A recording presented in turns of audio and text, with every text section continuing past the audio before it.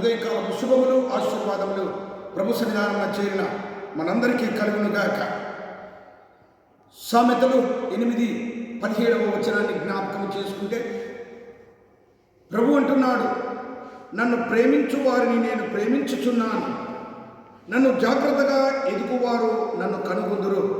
దేవుని బిడ్డలారా, దేవుడు నన్ను ప్రేమించే వారిని నేను ప్రేమించుచున్నా అనేటువంటి మాటను వింటే దేవుని ప్రేమించలేని వారిని దేవుడు ప్రేమించడా అని మనం అనుకునవచ్చు.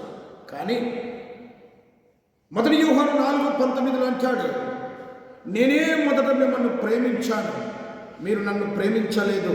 అనగా సృష్టి జరిగినది ప్రేమతో, మనల్ని పుట్టించుకున్నది ప్రేమతో, మన కోసము ప్రాణమిచ్చింది ప్రేమతో, తిరిగి పరలోకం నుండి దిగి వచ్చేది ప్రేమతో, తిరిగి మనల్ని తీసుకెళ్లేది ప్రేమతోని.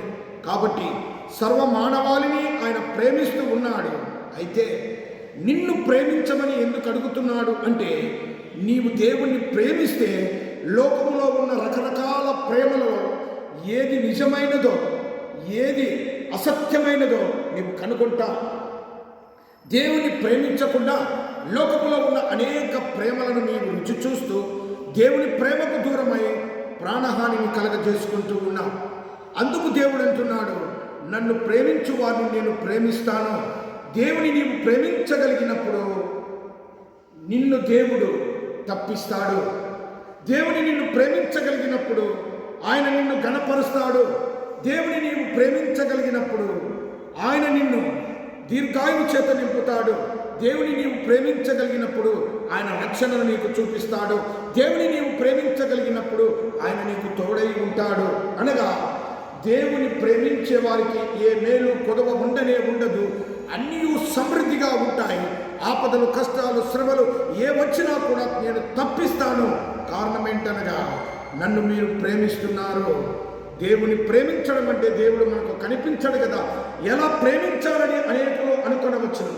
లేఖన భాగం సెలవిస్తుంది 1 యోహాను 5:3 ఆయన ఆజ్ఞలను గైకొనుటయే దేవుని ప్రేమించుట.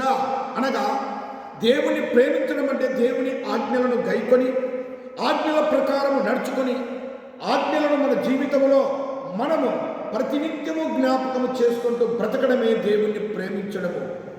వాక్యమే దేవుడు కనుక ఆయన వాక్యాన్ని వినుచున్న సమయంలో దేవుని నీవు చూస్తున్నావు, వాక్యము చదువుతున్న సమయంలో దేవుని నీవు చూస్తున్నావు, ప్రార్థించే సమయంలో దేవుని నీవు చూస్తున్నావు.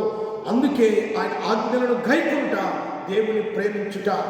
దేవుని నిజముగా ప్రేమించగలిగితే దేవుడు ప్రతి విషయంలో నీకు సహాయతను దయచేస్తాడు, ప్రతి విషయంలో నీకు తోడుగా ఉంటాడు, ప్రతి విషయంలో నీతో వెంబడి నడుస్తాడు.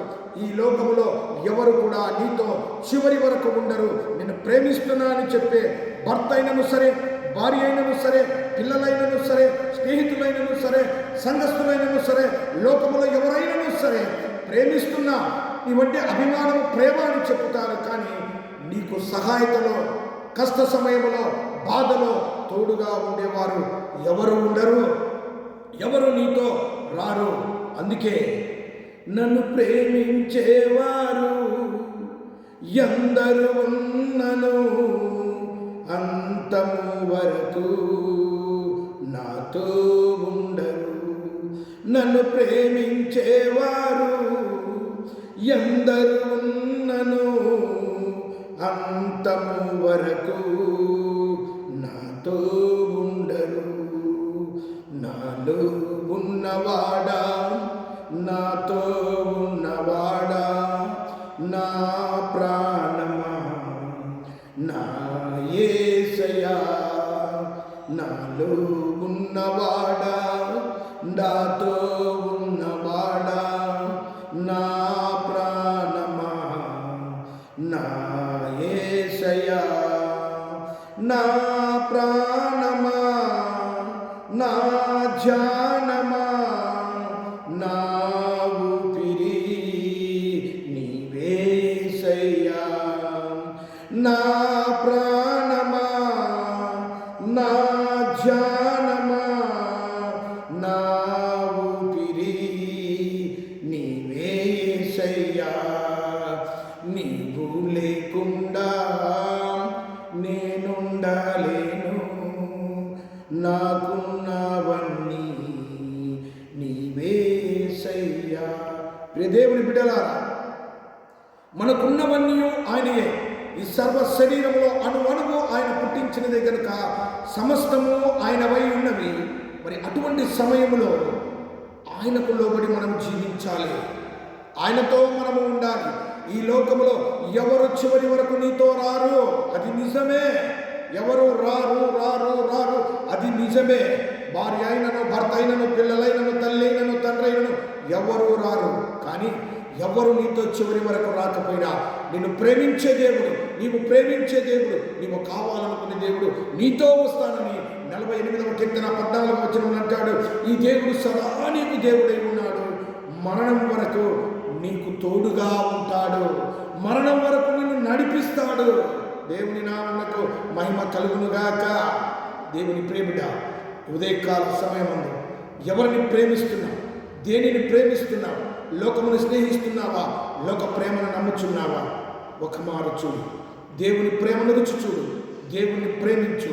ఆయన నిన్ను ప్రేమిస్తున్నాడు. దేవుని నీవు ప్రేమించగలిగినప్పుడు ఈ లోకపు ప్రేమలు ఎటువంటివో నీవు తెలుసుకుని జీవించడానికి మార్గం ఏర్పడుతుంది. అటువంటి దేవుని ప్రేమను పొందుటకు దేవుడు మనందరికీ సహాయమును దయచేయునుగాక.